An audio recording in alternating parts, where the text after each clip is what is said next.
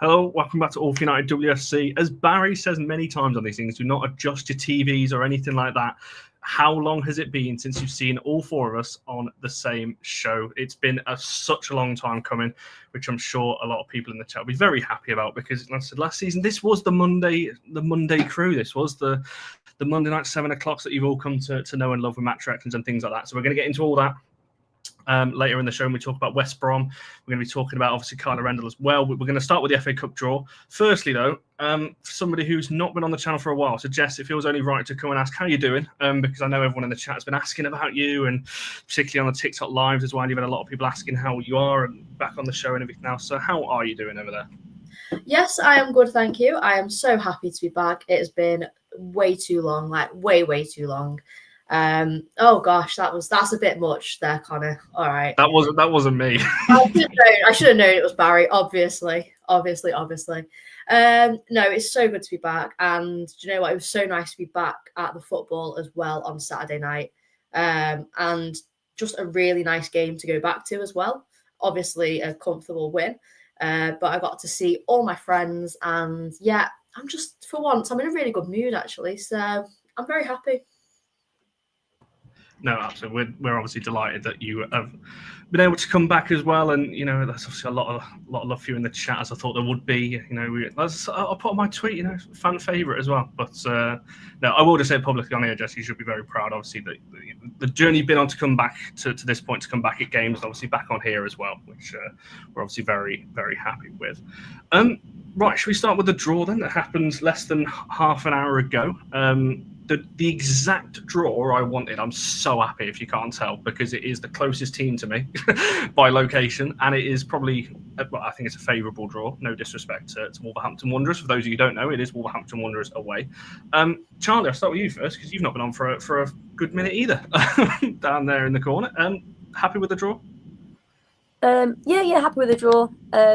It's one of the probably easiest ones we could have hoped for, wasn't it? I suppose if we want a comfortable-ish route, although anything can happen in knockout football, but I would expect us to comfortably get through the game. I think Wolves are having an all right season. Was it last season they were relegated, or the season before? They're in the National League North.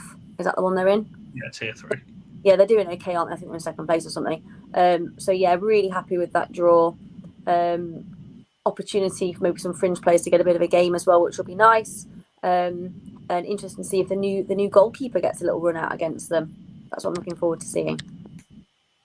Yeah, that has already been referenced in the chat, so I'll come back to her when obviously we talk about the new incoming keeper as well. There was potentially some chat that she could have started on Saturday as well, but obviously it was Fallon. And to be fair, with City coming up twice in the next kind of 10 days or so, I can understand why it was Fallon in that one. Barry, for yourself, Wolves away, are you relatively happy with that one as well? Do you know what? The parallels between the men and the women this weekend have been absolutely mad. Insofar as both winning and both being within the first two balls of being drawn out as well. I think the United game against Leicester was the first one out of the hat as well. And of course, very close to a member of the panel as well. So, yeah, very interesting. I think Wolverhampton Wanderers are an interesting side, definitely. As Charlie mentions, they're doing reasonably well up at the top of tier 3. And we'll be fighting hard. I think there's a certain joy that comes with drawing Wolves. You know, it means we don't have to panic quite as much without wanting to be disrespectful. But it's not Chelsea, it's not City. It's nice for a cup where you're not constantly being pulled out against people that you can almost guess who it's going to be. And I think it'll be nice. One of the first times we played them. So, yeah, really looking forward to it. I think it should be a fabulous tie. And the nicest possible way should also be one that we win.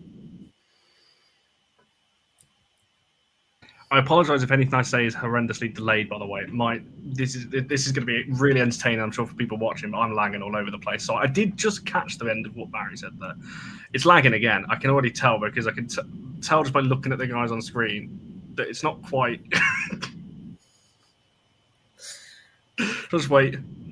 I can hear you, Connor. All is well. We can hear you. I don't know what's going on. Oh, I feel like it's frozen a bit.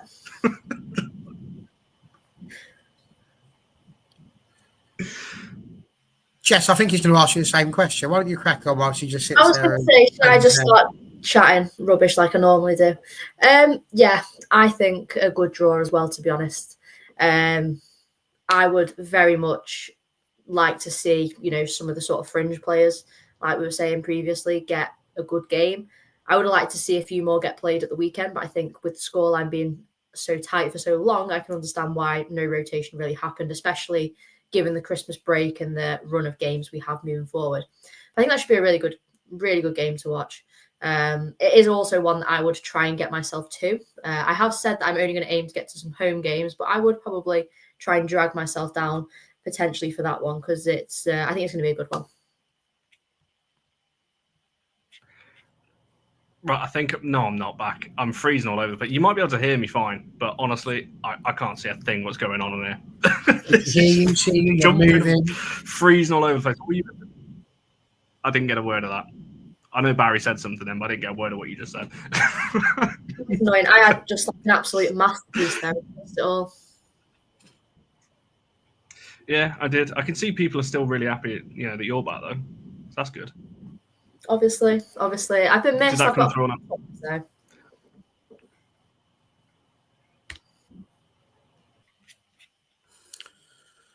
Okay, Connor's losing the plot ever so slightly there. So whilst he's just having a little think about, I'll jump in whilst he ain't got a clue what's going on. He's going to disappear, but I know what's going on, and isn't it a good job that I do? Because I know he wants to talk a little bit about Kayla Rendell as well, just before we move into the West Brom game. So just before we manage to do that, obviously, Charlie, we've got a brand new signing in. Kayla Rendell, you just mentioned her. You mentioned about her possibly playing in this game against Wolverhampton Wanderers. But what do you know about her? Was it a bit of a surprise? Is it one that we thought we needed? Do you think there's much of a difference between someone like a Kayla Rendell and a Saf Middleton Patel? How are you feeling about it? What's your thoughts on the first signing in the transfer window? It was definitely a position that we need to strengthen in. I think last time I was in, we spent a lot of time talking about a concern with regards to the goalkeeping situation. I know that there are some slight concerns that she's obviously predominantly just got championship experience, but it can't be overlooked that she has been called up to the England squad by Serena Wiegman, who obviously sees something there, at least her worthy of training with, who are viewed as being the best English players, female players. And I do think it's this we need to strengthen in. And yes, she hasn't played necessarily in the WSL, but she has played regular first team football in the second tier of women's football, and she's played. I think she was in goal when we played against them last season. So she's played in these cup competitions against WSL sides. So she's got that experience where you could trust her to come in these cup games, and I think be a really solid pair of hands. And I think there's still for me a little bit of uneasiness if Saf Middleton Patel had to come in instead of Fallon tullis-joyce. I also think Rendell's much taller. I think she's much bigger. And as a short person myself, I always worry about really teeny tiny goalkeepers, which I think is fair enough.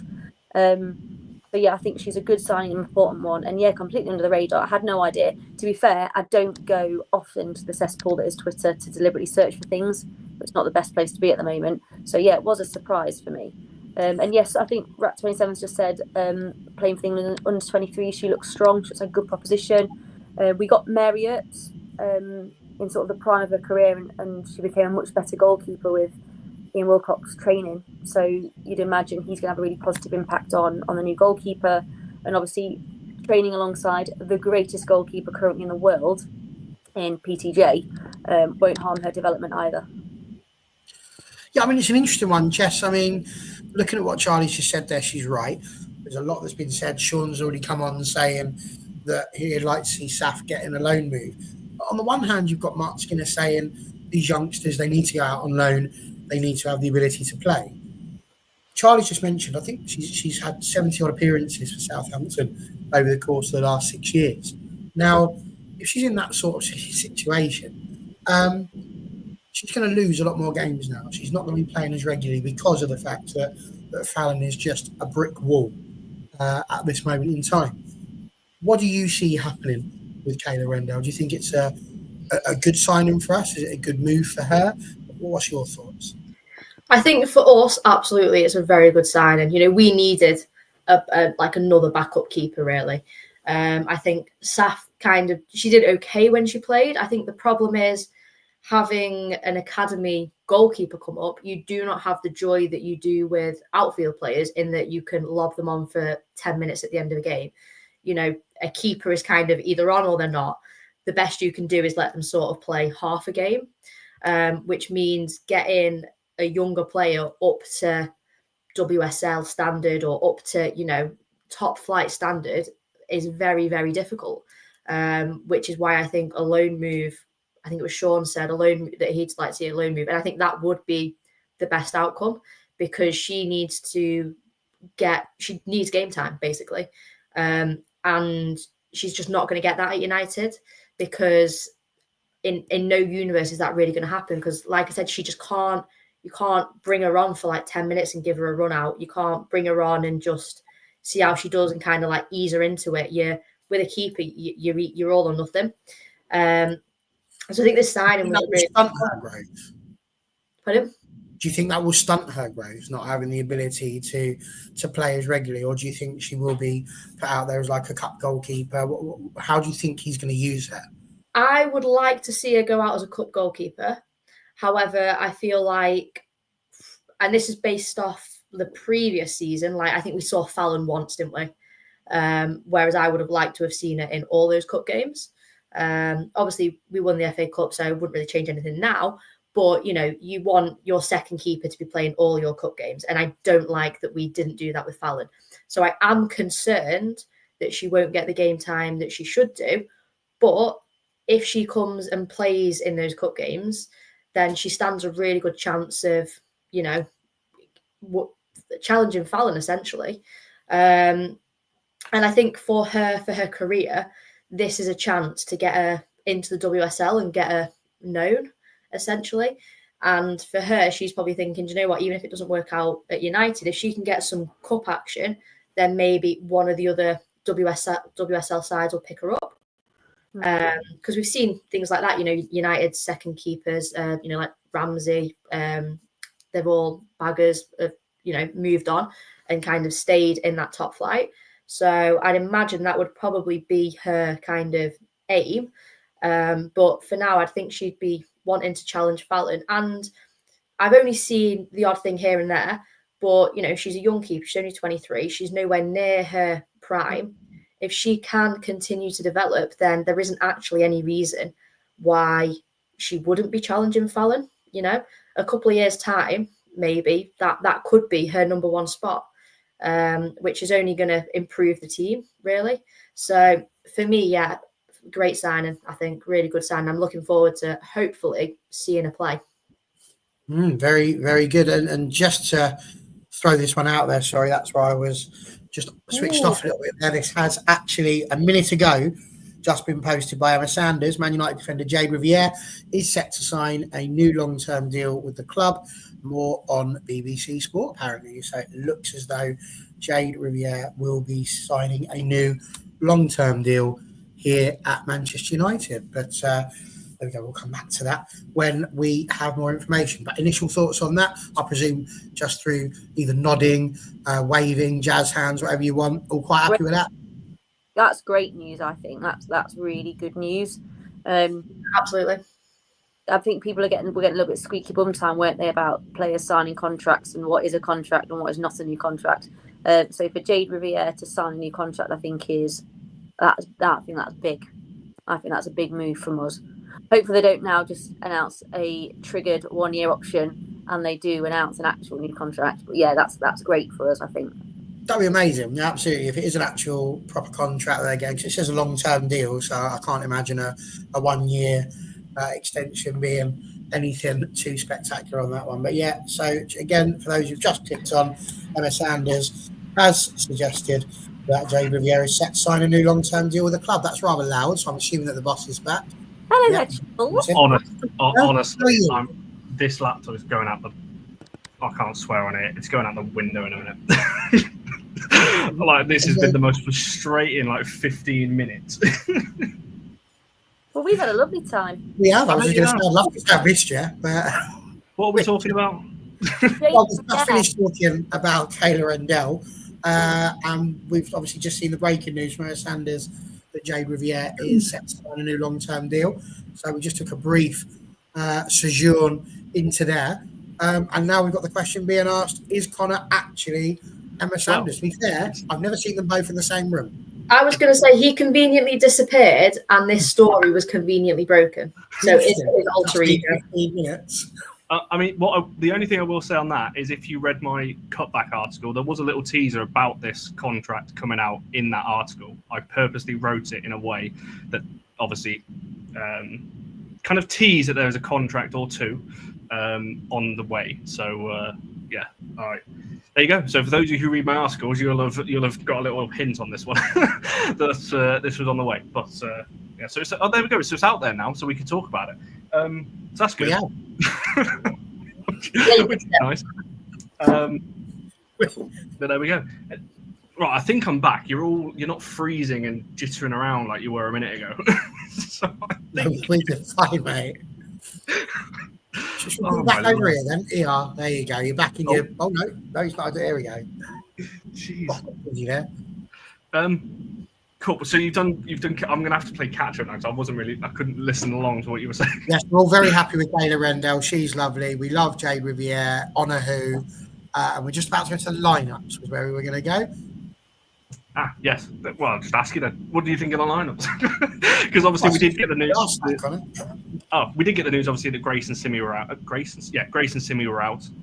Obviously at this game, and I think I tweeted this that me and Keris I think jinxed it because on the last show we were like, yeah, we got loads of midfielders when Lad left, and then when that lineup came out, I was like, actually we've got none because only Mia Zhao was the natural midfielder that obviously started. Even then, you could argue she's more of a forward, where she plays for Japan. Jansen's obviously been playing in midfield. She's naturally a centre-back. So we didn't actually have anyone. Obviously, Ella Toone then came off the bench. But Barry, were you pretty happy with that? I don't know whether you've answered this question or not, but were you pretty happy with what we put up? We kind of knew it was going to be strong because we don't really have anyone else, in terms of fringe players and squad players these days. I'm going to come across as one of those sort of gloaty people, but I never thought it would be a problem because it was West Brom. And again, I don't say that to be rude, but there's a big gap between the levels of the two clubs. So I was always going to be quite content with whoever they put out. It was an interesting enough type of team, like you say. But I think for me, Gabby George was perfectly fine left back. I think the team in general, the defence, back five, we knew what that was going to be. It was nice to see Hinny get a game. Nice to see her playing. We know that Dominique's going to be centre mid because that's just where she is now. That's where she lives. I find it hilarious because I was actually looking through the squads the other day, and she's definitely listed as a defender, but you'd never know it. Never know it. And Jays and Melvin Mellard, of course, with Leah Galton. I think you look at that. Is it our strongest 11? No, but I mean, it's strong enough, isn't it? I mean, you look at that, you'd be surprised if the side didn't win. And then, of course, you look at the bench and realise, who else you've got there. The likes of Celin, the tank, Rachel Williams. He's never going to be a problem, was it? And also nice to see some other people like Jessica Anderson and Mary Griffiths being named as well. And that would have done the world of good to have the chance to see what it's like around the first team. So, yeah, no dramas from me at all. Quite content. And Jess, over to yourself. Anything on that one? And then Charlie just following on the lineup itself. Yeah, very, very similar. I thought a couple of people had mentioned it, Turlin's sort of starting position. I don't think that was particularly her strongest at all, but I think it was one of them. We're a little bit stuck on players, a lot of injured midfielders or, like Toone, for example, just coming back from injury. So I think she probably just sort of drew the short straw there a little bit. But yeah, like Barry said, you saw the lineup and you're feeling confident, aren't you? I think I was a little bit, I don't know if disappointed is the word, but going in at half time, I think you'd have been happy if you were a West Brom fan. I think we didn't look particularly threatening. We obviously had all the possession, but I think I don't know if it was sort of tail and being out of position or what. It just looked a little bit disjointed. But yeah, I've had no complaints whatsoever. And like Barry said, it was good to get a couple of the younger players in and around that team, I think that would have been really good for him. And yeah, I'm happy. I'm just happy to be there as well. Yeah, I was intrigued by the forward lineup, what that was going to look like with the 4 starting players that there were in Miyazawa. I don't think it worked brilliantly, if I'm being honest. I did wonder if we were going to play 2 up top, if we were going to play some sort of 4-4-2 hybrid and play Mallard and Turland up top together. But I think Turland as the 10 just wasn't the one. I would have maybe expected perhaps Jace to come in at the 10 out of any of them, maybe. And I felt a little bit for Elizabeth Turland because it's the first game where I've actually been spamming, I said, the box with crosses, and then it wasn't her playing as the number 9. It would have been nice for her to be on the pitch when I think Sandberg was on. Sandberg was in, putting wonderful deliveries into the box. It would have been nice for Turland. But yeah, it was just weird. The first half just felt a little bit disjointed. It wasn't exciting for the neutral, I don't think. But yeah, it was a little bit disjointed, very slow.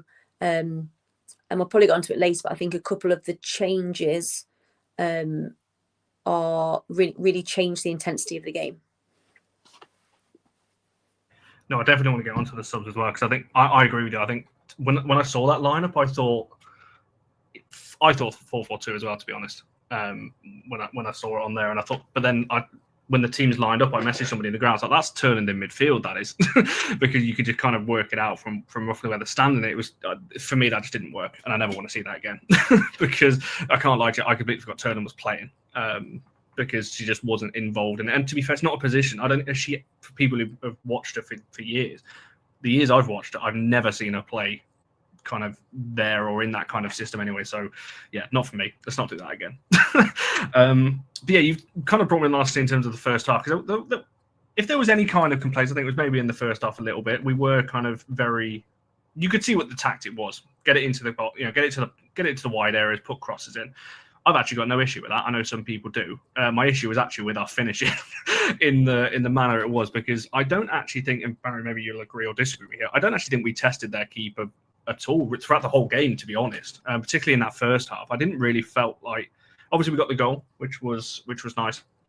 Obviously, Mallard, that was a cross, obviously from Jace as well. But yeah, I just felt we're a little bit wasteful for my liking. I think we got into really good areas, and we were always going to dominate possession, being the 2 tiers above. But yeah, just a slight concern. Well, it's not even a concern really, but I think it just sums up our season. I just don't think we're very clinical. I think we create some chances and get into the areas, but just that cutting edge maybe lacking a little bit. But obviously, we did win 7 in the end. So clearly, towards the end of the game, we did find that clinical edge. I mean, it's interesting. When we tested her flexibility in the end, because she was picking the ball up quite a lot from out of the back of the net, but certainly not in that first half. The first half was a weird one because we were ahead, and Melvin did well. She got herself in a good position, got the goal, and I think I tweeted at that point, we're going to see one or two things effectively. If we can get a second, we'll go on and score a lot more. I knew that would happen the minute we got a second. It was just a question of when. And I mean, really interesting. West Brom didn't really have many shots. We had 24 shots, of which 16 were on target over the course of a whole match. But it's really interesting. I mean, Leigh saying, shout out Melvin's knee. Absolutely. But you get it in any way you need to. It's exactly that. And she got herself in that position at the far post, exactly where she needed to be. It was interesting because I saw a little stat that Sam Biccarino put out on Twitter this morning. I took a screenshot because I thought it'd be quite interesting to bring it up today. In the WSL, Bunny Shaw's had 41 shots it's the most shots of anybody in the WSL, which obviously you would expect considering the fact she's on something like 9 goals. The next highest person in terms of the most shots in the WSL is Elizabeth Turland with 31, and she's only scored 4, with Leslie Russo 1 behind on 30, and she scored 2 more. Now that's not a dig at the Queen in any way, shape, form, or fashion, but it was just one of those stats that I looked at and then thought to myself, where is it that she's having these shots from? What is it that we're doing differently with Her Majesty this season than was happening when she was playing for for Brighton. So I think that's the key thing. We've said it all along. We just need to be sure that we're clinical, and we need to make sure that the people up front are being given the opportunity to put that ball in the back of the net. But I do think there is a little bit as well as to where they're shooting from. When we finally got there in the second half, and Celin Bizet scores that excellent second goal, it puts us in a situation where all of a sudden the confidence was running through. West Brom were always going to drop to their knees a little bit at that point, especially at that point in the game, because it was so late on, that it was always going to be a case of really polishing up what had been a comfortable performance. At no point did we ever look like we were going to lose, but it was a frustrating one. And so I'm just, that's where I'm sort of worried about at the moment, is we're getting the shots, we're getting the opportunities, but why is it that these opportunities are not on target and not testing the keeper as much as they possibly could do?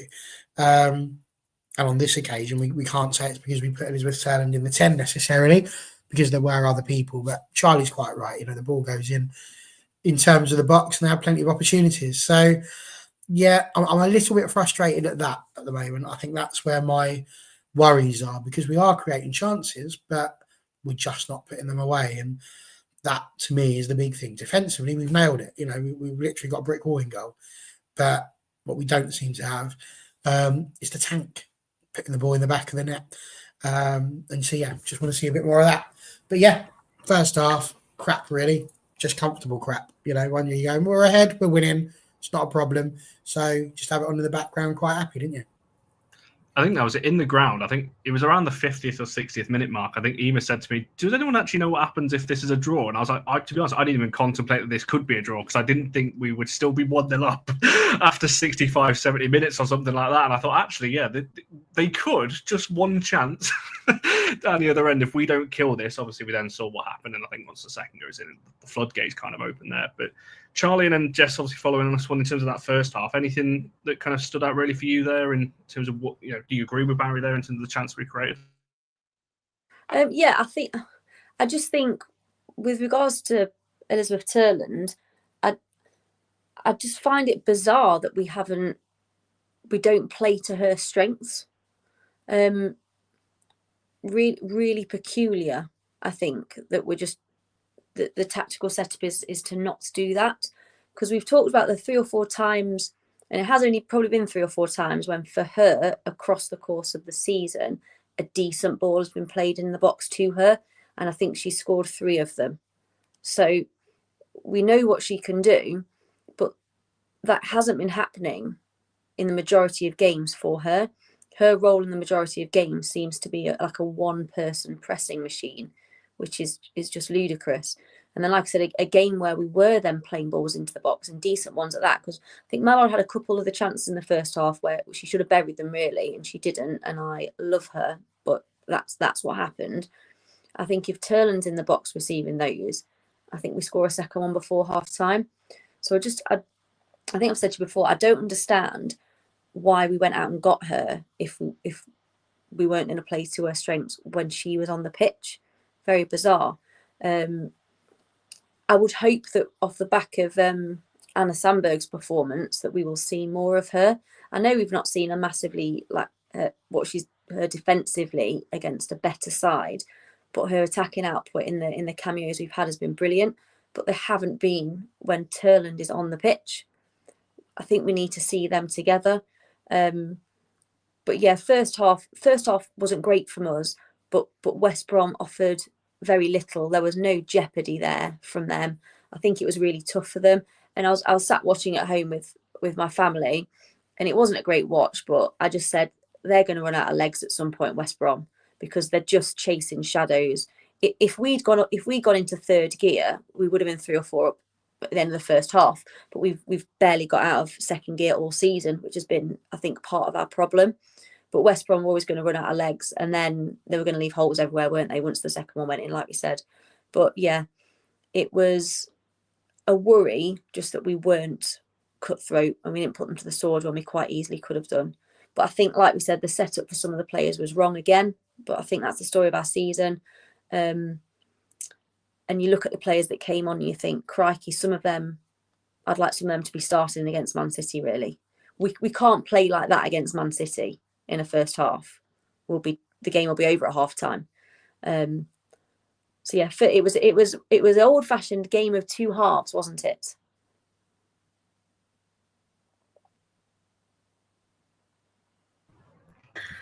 Rookie error. It's been so long. I was just about to like start on a proper rant and everything now. No, I agree with everything that's been said so far.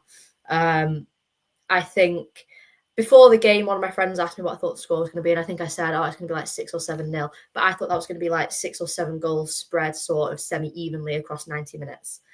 Going in 1-0 up at half-time, like I said previously, I guess disappointed is kind of the right word, because you just expect to just be comfortable. Like, I know we were comfortably winning, but I mean comfortably ahead on, a few goals. Because I said to my friends at half time, like they only have to get like one lucky break, which they kind of did in the first half. I know that their striker sort of had a half effort and it went far wide, but if they got that kind of opportunity again and they were a lot more clinical, they could have actually punished us. And suddenly it's 1-1 and it's sort of a whole of the game. Obviously, I don't know whether that was our tactic, just to run them down until kind of at the hour mark, where they just, the differences in fitness and everything else come into play. And I think Turland, I just really want to see us play a formation that gets the most out of her. Because like Charlie said, I don't know what the point was really in buying her, essentially. We looked for this striker that had the most goals scored in the season, nearly, scored over half of her club's goals, and we're just not utilising her. So you just think, what was actually the point in that? If we wanted to play in this way, should we have got a striker that fitted that system instead? I think we have seen glimmers of what she can do. And I do believe that if we played a formation that did suit her a little bit more, that we would then see a lot more of that. But I do worry that if, like kind of just brushed on, if we go out like this against City, we are going to get spanked, basically. And that is going to be a rough watch. I mean, we're fortunate really that, you look at the players we brought on off the bench and they are like, got Toone on there, world-class player. You've got Rachel Williams, who just will go on scoring goals until the day she actually dies. I swear, like she's going to be 90 and like still scoring hat-tricks and stuff. So I think we've just, I don't know what the answer is for like moving forward, but I don't know, maybe we just played like that because it was almost like a guaranteed win without sounding sort of too cocky about it. But we've got the players. It's just getting that formation and getting them playing to the best of their abilities. Yeah, no, absolutely. And I think, sorry, I've been slightly distracted because Alan's put here about all the player of the match votes as substitutes. What about Hinnie? So the player of the match poll is in the chat, so you can go and vote on that. The idea, Hinnie was probably the next shout, to be fair, but we've gone for 4 players that we think made the biggest impact on the game, and that was the 4 subs. I know there was 5, but those 4 subs in particular made the biggest impact on the game. So therefore, we wouldn't have won 7-0, I don't think, if those players don't come on and make the impact they do. We might have won 2, maybe 3, but those players came on and really made the difference toward the end. So they're the 4 players for this week, but you can disagree. You can say Hinnie if you want to. We'll come back to that at the end. Second goal, right? There's been a lot of disagreement about this second goal, and I did have a screenshot of it that I wanted to bring up. So give me 2 seconds while I bring this one up, because it's gone down as a Rachel Williams hat-trick. And I know a lot of people are still standing by that. However, we here at All for United WFC, I will just say, if there's anyone for United watching or the FA or whatever, we will officially say it's a Williams hat-trick for the time being. However, we will not stand for this.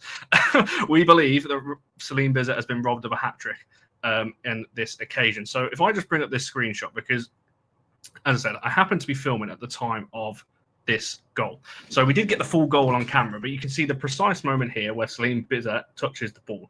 You can argue I'm not directly in line with the line. I'm slightly off angle. That, to me, is Celin Bizet's goal. And does anyone disagree with me there, or we're all pretty much in agreement here? It's impossible to disagree with you, Connor. Impossible to disagree. Because if you had the screenshot of literally half a second earlier when you see the ball bounce, the ball bounces. And I know there's people in the world that don't understand how football goes, and there's lots of talk. You get your Gary Nevilles in and all these sorts of people talking about the circumference of the ball and the angles that you're on. But when the ball bounces in front of the bloody line, it's not over it, is it? Like, so far, Ray Charles, Stevie Wonder, they've both seen that. They've both given it to Celin Bizet. I'm fairly certain that everybody with eyes realises that it's Celin Bizet's goal. And it's so frustrating because they all appear to be going through watching whatever it was on the TV. I'll grant you, from that angle, you're not sure. You're not sure. And Celin Bizet doesn't go absolutely mental when they've scored. She just trudges away as if the ball was already over there. Hasn't helped herself there. Always celebrate your goals, Celin. Big lesson learned here. As a result, she's just wandered off as if it was already over there. And everybody has given, at the moment, Rachel's like the schoolyard bully. She's not. She's not. But it's like that. Everyone's just going, yeah, you have the goal, you have the goal. No. It's not. Rachel Williams is. Now, I'll tell you how else we know this, because Ben Jacobs was the commentator. And all throughout the match, he first of all went, I think that's Celin Bizet's goal. Then it was officially credited as being Rachel Williams. So he comes out and toes the party line. Oh, it's being officially credited to Rachel Williams, that goal at the moment. I know for a fact he must have seen your video. He must have. Because when he gets to the end, you can hear him go, Celin Bizet's not going to be very happy about this, because other angles do seem to show. Of course they do. But nobody else seems to want to see it, because everyone wants to sit there and go absolutely mental over the fact that Rachel Williams has scored a hat-trick. No. This is Celin Bizet's hat-trick.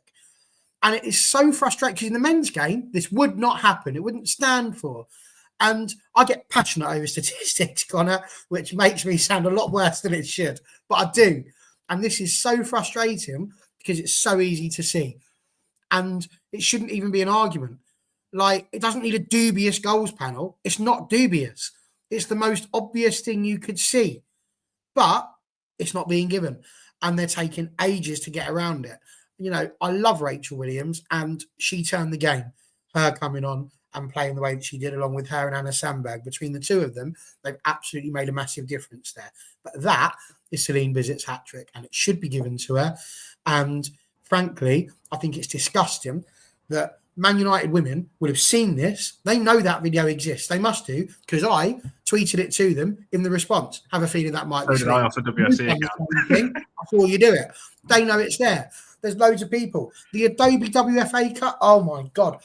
I'm on one. Sorry. But I tried to find the draw. They didn't even bother telling anybody when the draw was on their on their Twitter channel. By the same token, they're not even looking at it and going, oh, that's definitely Celin's goal. When is somebody somewhere going to have the absolute knackers to just stand up and go, no, that's clearly Celin? It's like all of them, all of the journalists, everybody. Who are you scared of? Who's bullying you? Send them to Uncle Barry. I'll sort them out. I'll sort them out. That, Celin Bizet's goal. And anyone who says otherwise, get yourself booked into Specsavers, Vision Express, Boots, any other place that you need to go to, because frankly, your vision sucks. So in conclusion, Barry, I'm getting from that you think it's Bizet's goal. Rachel's goal, absolutely. No, of course it's Celin, without question. Yeah, I mean, the child had Jess. I don't know whether you can add anything to that, but the reason I put the screenshot is because obviously that's when Celin touched it and everything. But you can see on the video I tweeted, I'm kind of glad I got it really. That I mean, it, and the fact that the stadium announced obviously at the time didn't announce it either, I think was pretty telling. They went over to Celin. Yeah. So I think the players knew it. I think it's a bit weird that we're like everyone's still peddling and that no one apart from us or United fans are saying anything about this. It's a bit bizarre. Yeah, it's really strange, isn't it? And it's not unusual. It's not unusual. Things that have happened before. But yeah, comfortably her goal. It's a shame. Would it have been her first ever professional hat trick? Yes, it would. Oh, that's a shame, isn't it? Because even now, if they do come out and change the goal scorer, she doesn't have that moment, does she? That's gone. Of scoring your first professional hat trick, like the moment of having done it.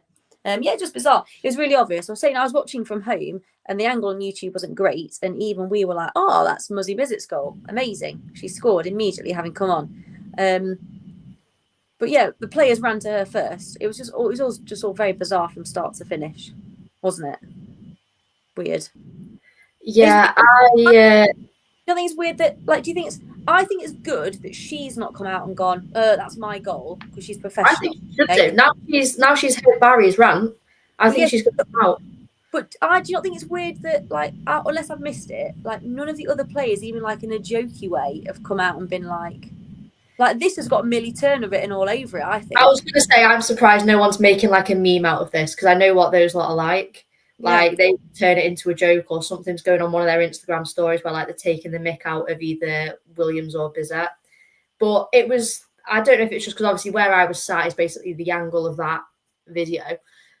But, like, it went in and I was like, oh, like, that's Celin's. Like, there wasn't even any kind of debate, or there wasn't any in my mind like, oh, that could go either way. I was like, oh, no, that's Bizet's goal. And I can understand why there was some confusion, because like we said at the time, I bet the TV didn't sort of pick that up properly.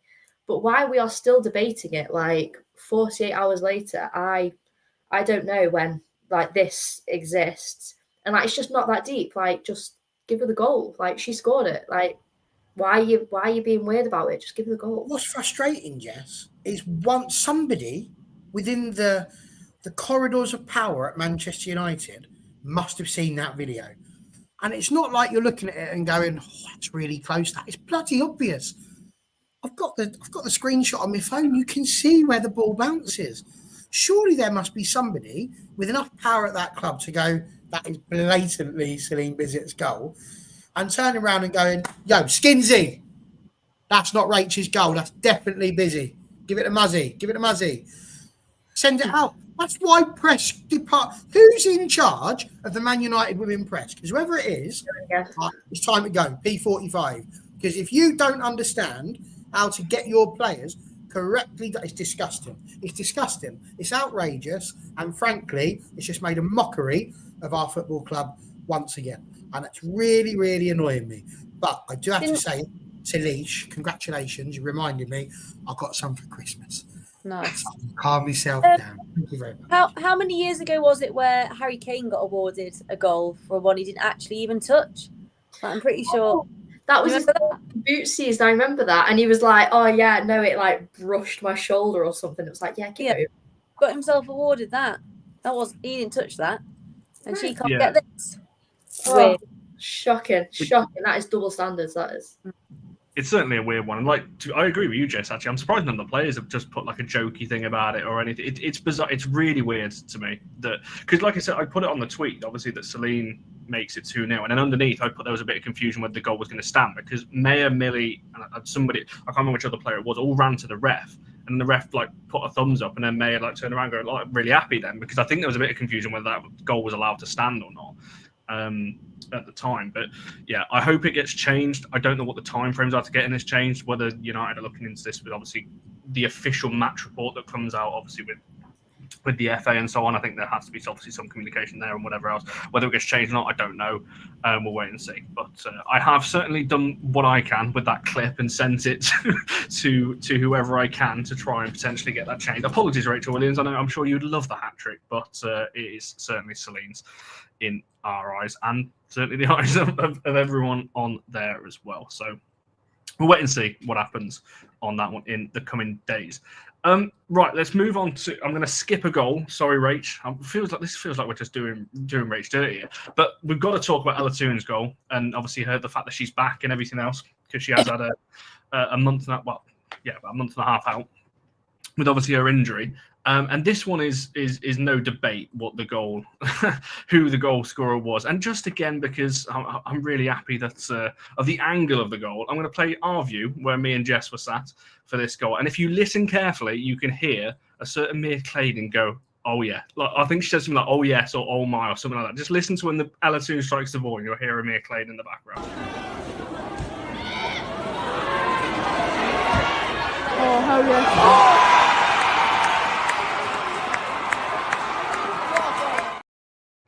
Oh, hell yes. That's what she said. I knew it was something along those lines. That's Mia, obviously, you can hear. But honestly, unbelievable. Striking everything. But Jess, I'll start with you on this one. Two-part question, really. Obviously, how good it is that she's back in the team. Well, three-part question, really. One, that she's back, the goal itself, and just her overall performance. I think, in general, I actually thought she was really good. Obviously, the goal was amazing. That obviously took the limelight. But I actually thought she was really good just in general when she came on. Yeah, that was too many questions. You can't ask me 3 all in one go. I'll have forgotten like 4 of them by the time I answer. No, I thought the goal was fantastic. And I just think, like, out of everyone on that pitch, like, she needed that goal and that performance probably more than anyone. She's had a really, really rough time. And I know we've sort of brushed on it. And I think she put out a bit of a statement and sort of brushed on it herself, like, obviously, you don't want to get injured, but I think it was like a blessing in disguise for her. I think she got herself like physically fit, but also, like mentally got herself back to where she kind of needed to be. Because she's, bless her, she really has had a tough time recently. And I think it just got her out of like the limelight a little bit as well. But talk about coming back with a bang. Like absolutely incredible. And she scored a couple like that last season, didn't she? And it's just, as soon as she lined up and as soon as that ball left the foot, you were just like, yeah, I know where this is going.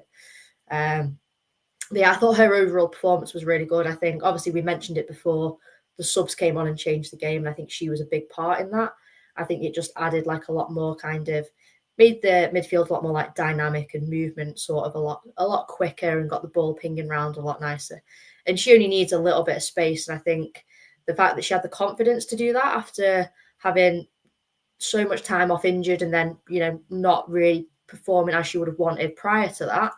I think to have the confidence to actually take that shot on and then to see it going in such sort of spectacular fashion, I think is fantastic. And I'm sure I speak for all of us when I say that it was really, this should be her back now, and really hopeful that is her back performing to the best of her ability, like we know she can do. So yeah, dead happy, so happy. I'm a big Toone fan anyway. I think that's it. She doesn't do simple goals. I'm trying to remember the last time Toone actually scored, because her last 3 obviously was that one, the one against West Brom, the one at Wembley, and the one before that was Leicester away, which also won us that game, which was a rocky as well for anyone that remembers that one. So her last 3 goals have all been, pretty incredible. So Charlie, same kind of questions over to yourself in terms of the, her return, the goal itself, and just her overall, I guess, impact on the game. My favourite thing about her being back is that my little girl will now stop badgering me about when she's coming back. Brilliant goal. Evie just went, oh my gosh, she only scores top bins. I was like, she does only score top bins. Like the World Cup goal against Australia, just scores top bins all the time, doesn't she? But yeah, it's great. And a sort of physically and mentally fit Ella Toone at this point in the season and sort of getting to the business end is only going to be a real positive for us.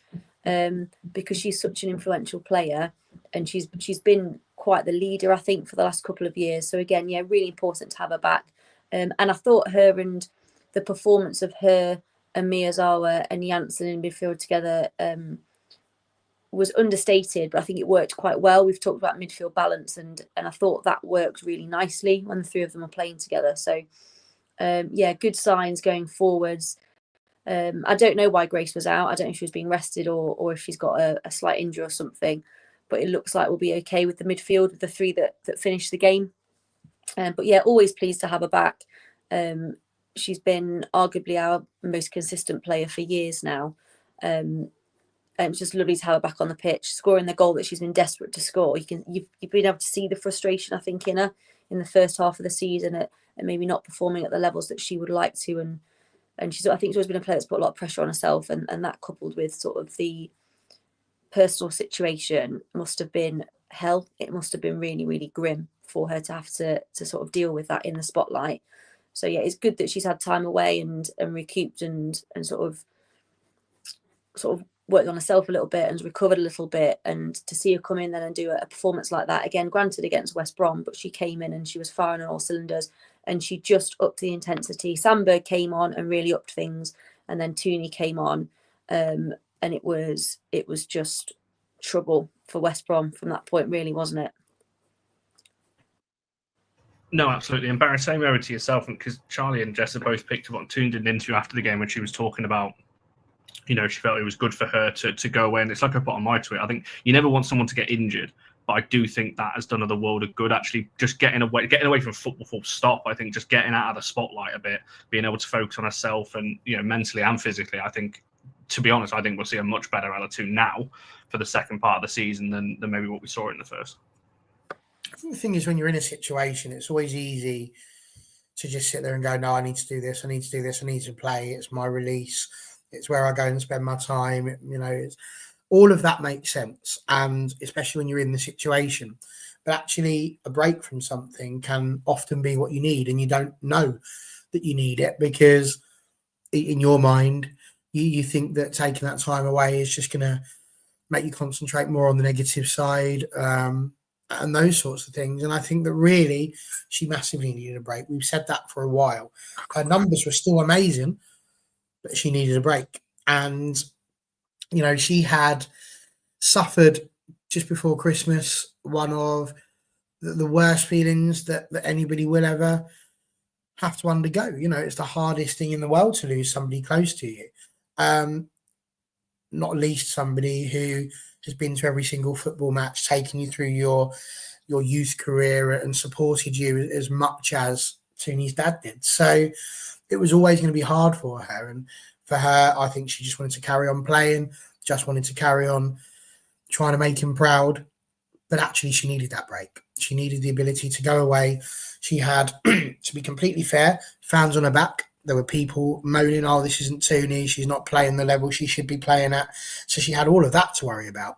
And she, as Rick's just put there, she's played consistently. If she's not playing for United, she's playing for England. If she's not playing for England, she plays for United. She's into every international break. It's just been consistent for 3 or 4 years.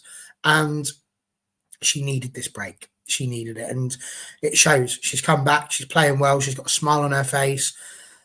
She's enjoying football again, and she's had the chance to try and deal with her grief. And I know that grief affects everybody differently, but she's had that opportunity now to go away and do what she's needed to do. And it was just an unbelievable goal, a well-deserved one. But even within that, she's not worrying just about herself, because there was a little celebration that she did for a lad that she had met in hospital as well. So I think even those little things, Toone is one of those people who will go out there and think about other people regularly. And I'm just incredibly pleased that she's been able to come back and do as well as she has. But just briefly touching on that video, that definitely your video, yeah, Connor? Yes. Because just judging by the way that everything else has gone, I saw that on Joe Bunny's Instagram. So if we're going to give Rachel Williams that goal, I presume we've got to give the credit for that to Joe Bunny. It's irrelevant whether you actually took it or not. That's where we saw it. So it must be a Joe Bunny exclusive. No, it's definitely mine. Just saying. That seems to be the rules now. I hope for United's case that they get that Rachel Williams goal changed to Celin Bizet. Otherwise, I don't think Barry's going to let that one go. And rightfully so, because for people who know, I love my stat sheet as well that I've got for United women. And at the moment, I've left it blank because I'm waiting to see if that's changed or not. It's going to pain me to have to put Rachel Williams' name potentially there because I'm going to have to go, what's official? But yeah, so maybe I hope that does get changed. No, I disagree. I think we should be the trendsetters, not just kowtow to these people that haven't got a clue what's going on. We know. So we can put a little star on there going, Man United ain't got a clue what's going on, and they've credited the goal to somebody who hasn't scored it. But Rachel Williams has scored one less, and she scored one more. Celin Bizet. Very simple. Don't go with the flow.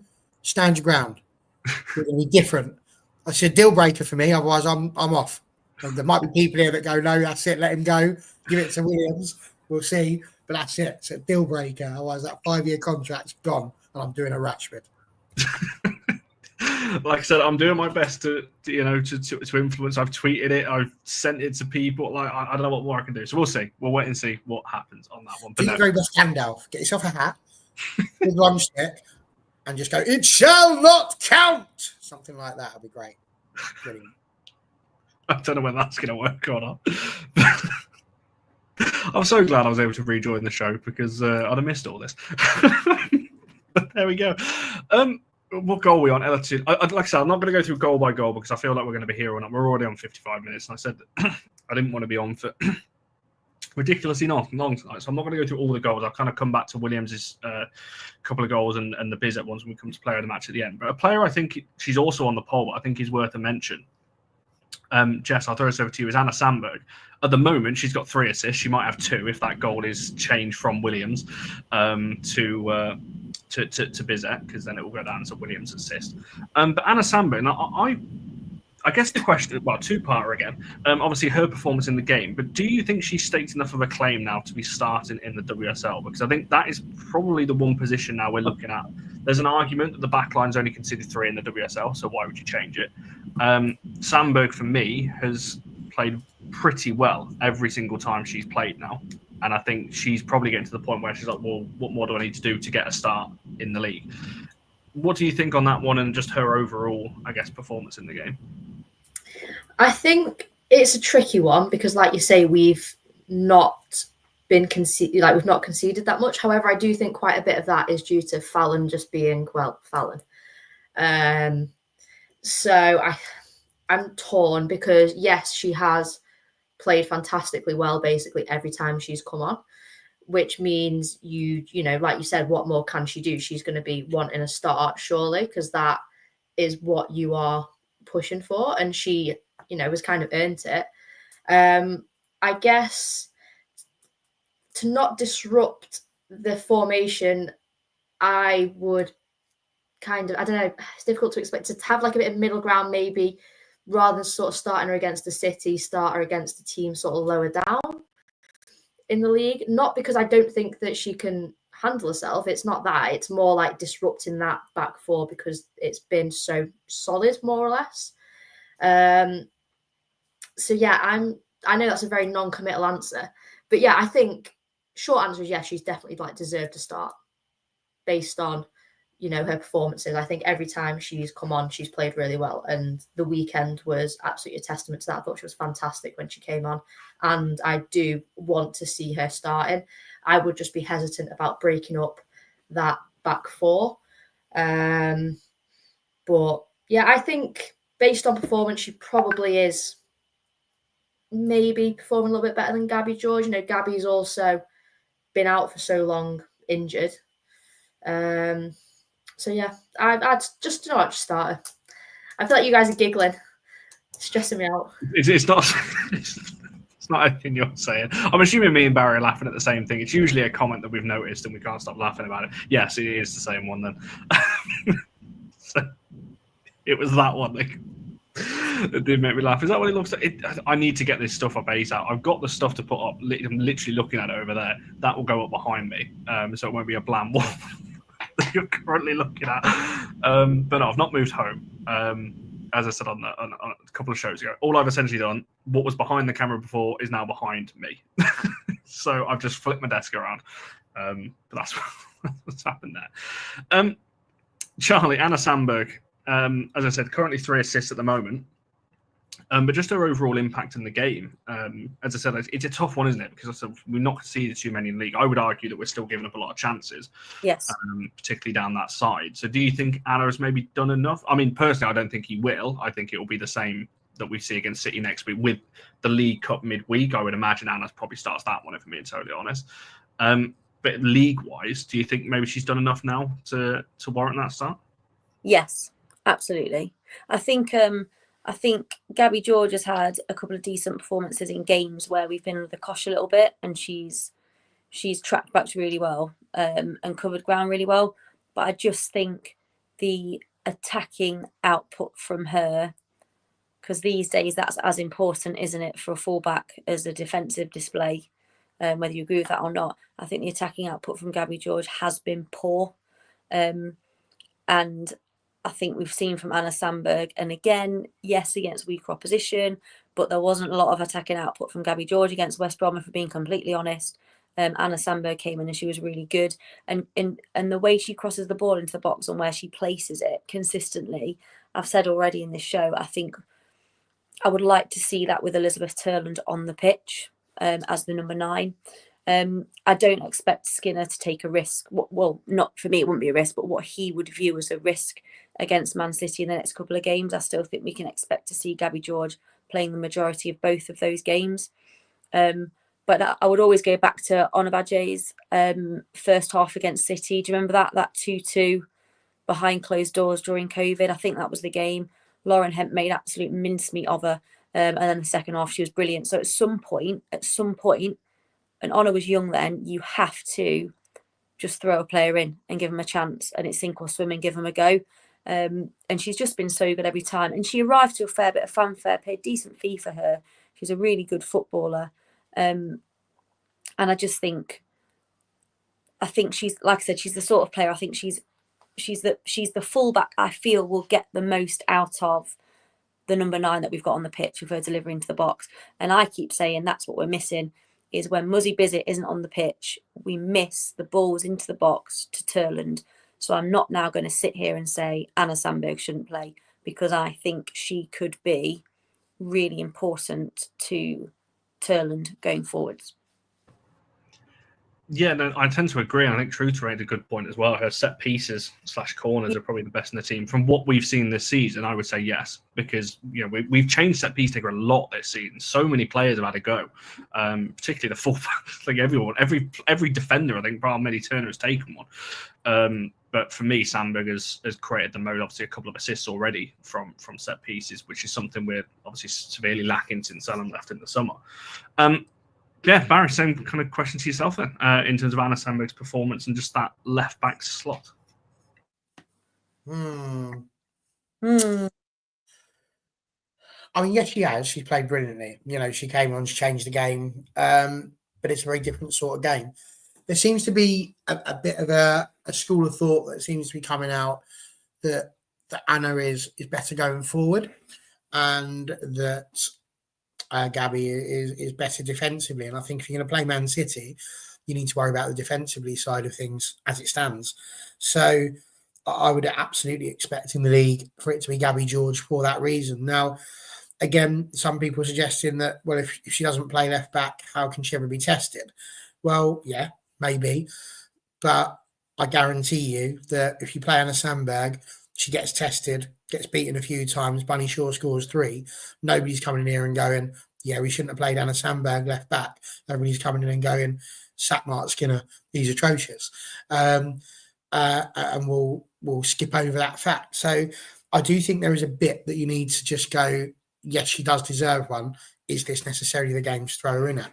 Now, would you put her in for the League Cup? Absolutely. I think, none of us are really that fussed about the what sort of cup is it called now? It's not the cup. Is it Subway? Is that what they've called it? The Underground Cup is currently being used.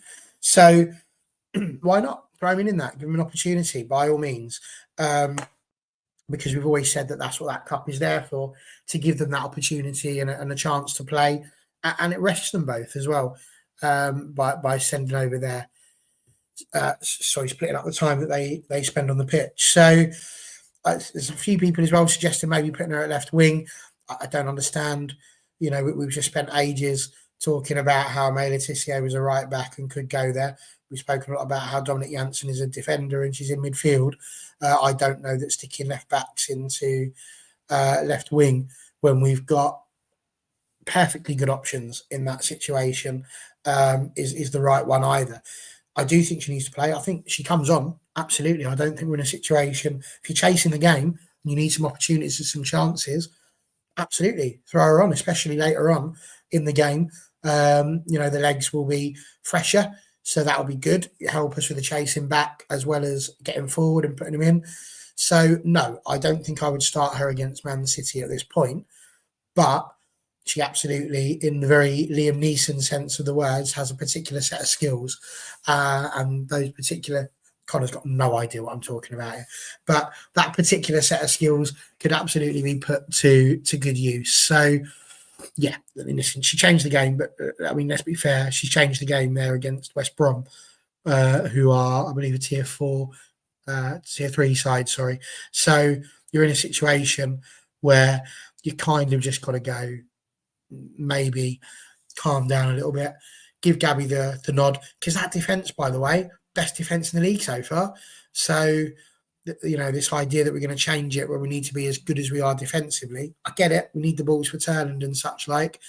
I'd be demanding more from my midfield and my wide players before doing that, I think. Yeah. But Bruno, by the way, man of the match for me. Well, that's what we're going to move on to just in a second to round this show off. But for me, I think she's done enough to start. I just don't think I wouldn't start her against City. I think the week after that against Brighton, if she plays in the League Cup, which is what I expected to, I think she starts the League Cup game a week on Wednesday. If she has another performance again where you're like one of the best players on the pitch, I think you then start her against Brighton, which is the next league game the following Sunday. This Sunday coming against City is probably a little bit too early, and like I said, the defence has kept teams out for the most part, albeit we're conceding a lot of chances. Obviously, you could look towards Fallon for that. I just think probably keep it the same for this one, and then see how Anna gets on in the League Cup a few days later. But for me, she's been exceptional. There's a reason we broke the Swedish record fee for her to get her in. So, yeah, I've been massively impressed with her as well. Right, for those of you voting in the poll, you've got about 5 minutes by the time I go around the panel, ask for theirs, because it's quite close, actually, between Sandberg and Williams. There's only a few percent in it at the moment between those two, so that's quite interesting on that one. But Jess, I'll come to you first. Who was your player of the match and why? I'm struggling, I really am. I was going to say I've narrowed it down, but I actually haven't. I've narrowed it down to them 4. You just say you've narrowed it down to 4? Yeah, I have. Well, I just went through and was like, it's between Toone and Bizet. And then I was like, but Sandberg had a really good game. Then I was like, but Rachel Williams had a really good game. Hence me narrowing it down to 4. So I'm just going to pick one, I think. And I'm just going to go for my initial instinct, which was Bizet. She should have had a hat-trick. She was robbed. I think she was a welcome breath of fresh air to just the game in general. And I've just really enjoyed her as a signing in general. Yes, I will be taking no further questions at this time because you will convince me to vote for someone else, basically. We've never had that on one of these shows. Welcome back, Jess. I'll take no further questions. That's quite something on a panel show. There we go. Charlie, who would you have gone for and why? Oh, I did vote. Are we allowed to actually vote? All right, okay. Of course we're allowed to vote. Think about politics. Boris Johnson went and voted for himself, didn't he? No, but he said, who would you have voted for? And then I thought, I don't meant to be impartial. It's a colorism. Yeah. I voted for Anna Sandberg because I think she completely changed the pace of the game when she was on the pitch. But I think all 4 of them were brilliant, but she was the one for me. And cliche klaxon alert, she kept putting it on a sixpence. And if you keep crossing the ball that well, and you've got forwards like Rachel Williams, you're going to score goals. So I just thought she was absolutely tremendous. I think she should be leading us out at the Etihad. I think she should be the captain of this football team. I think she should be wearing gold-plated boots. I think she's absolutely incredible scenes. She's going to be Ballon d'Or winner in 3 years for us. That's what I think. No, I thought she was class. I just thought she completely changed the complexion of the game. I like how you added for us in that as well. Oh, yeah. She's not going off to Barca or something like that. And well, everyone's signing 4 and 5 year contracts now for us, aren't they? It's about to be a whole stream of them coming out, I hope. Do you know what? I know we're talking about play the match, but the one I'm a little bit nervous about, everyone keeps banging about Grace Clinton. Sorry to be negative, Nelly, but Fallon tullis-joyce, when she's signing a new contract? That's my question. Talk about that another time. Yeah, that's a good point.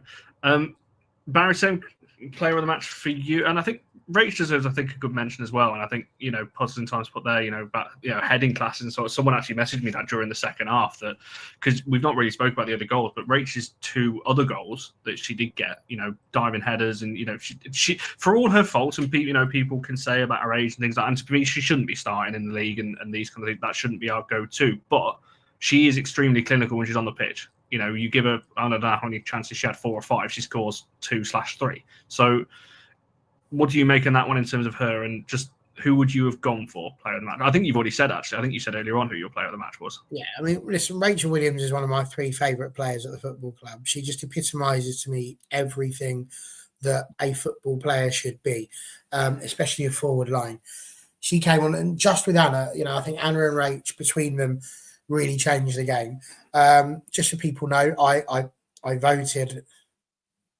Weirdo. I voted for Celin Bizet, and the reason why I voted for Bizet was because I feel sorry for her. It's the honest answer. So I was hoping that maybe she'd win something at AFU, but she hasn't. So never mind. So I'll just have to go with what I should have voted for. It's either Anna or Rach.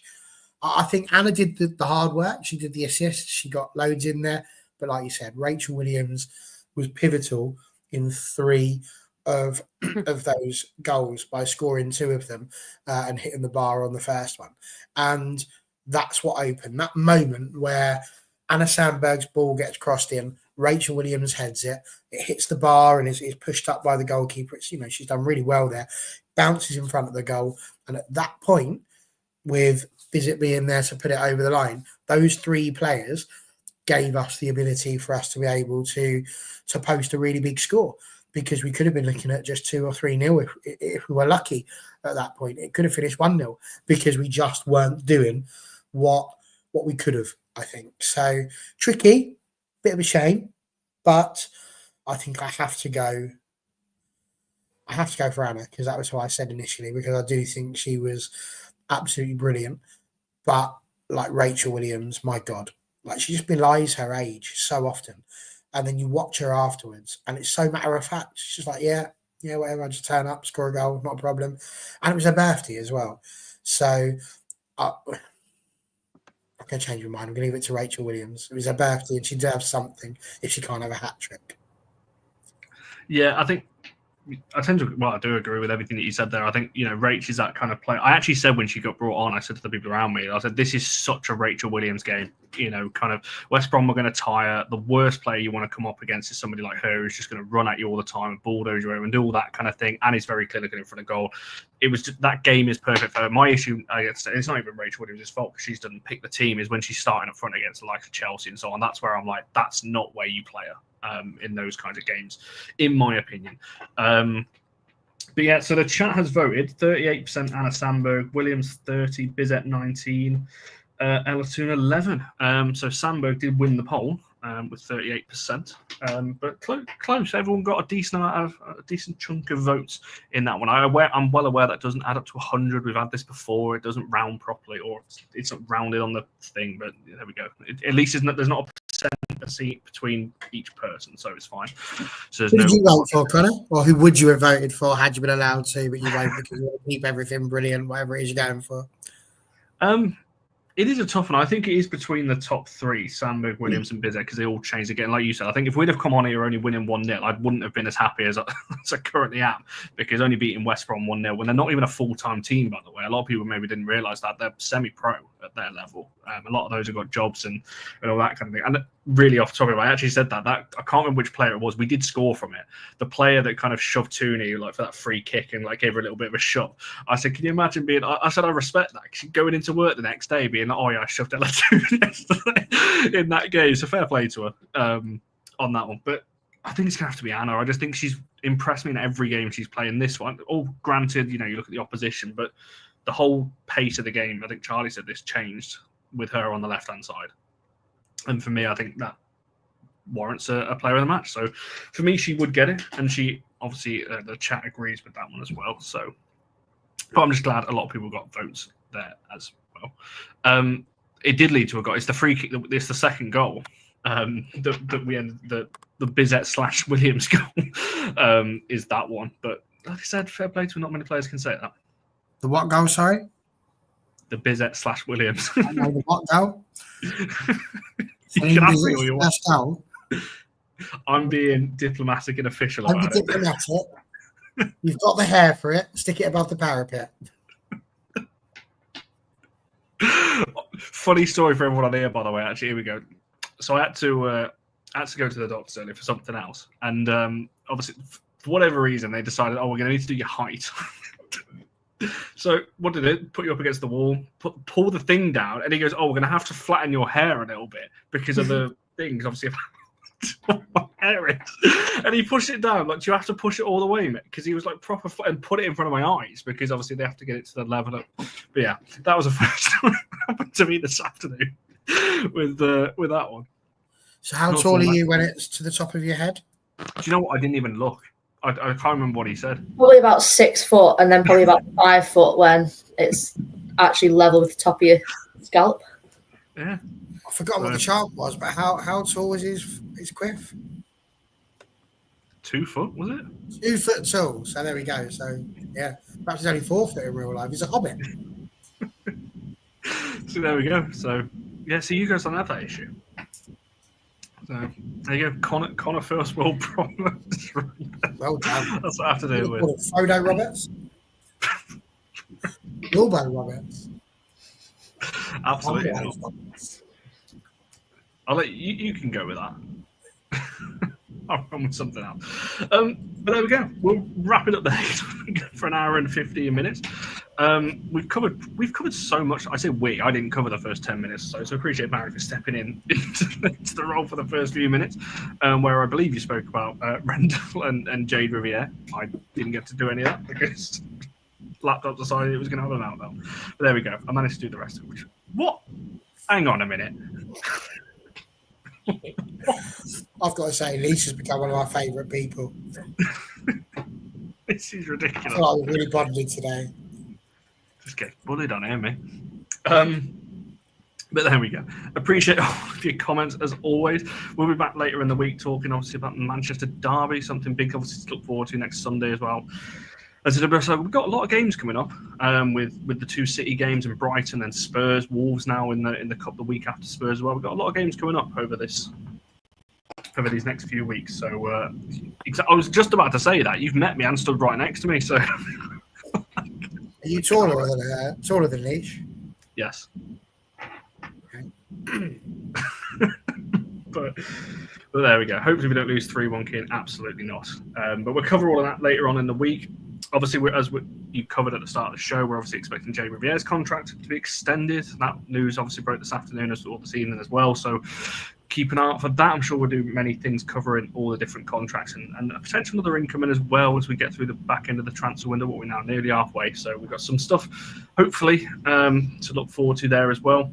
Absolutely. I'll end the show off that. It is great to have Jess and Charlie back. It's been a while since Charlie's been on the show as well. So it's been great to have our Monday crew back on discussing a game and all those kind of things. Big question, Connor. Who's a bigger return, Ella Toone or Jess?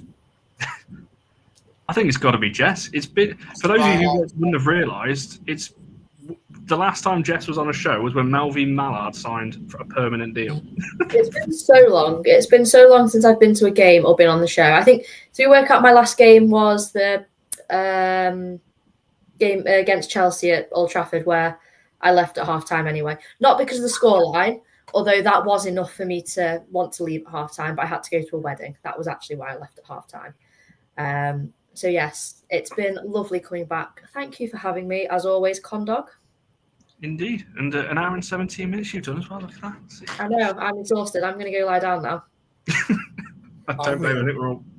We're all about to do that one. Make sure you're liking this video and subscribing if you haven't already. All of our socials are at allforunitedwfc. So make sure you're following all those accounts to keep updated on everything United Women. Appreciate all your comments as ever. Have a good week all. We should see you guys in the next one.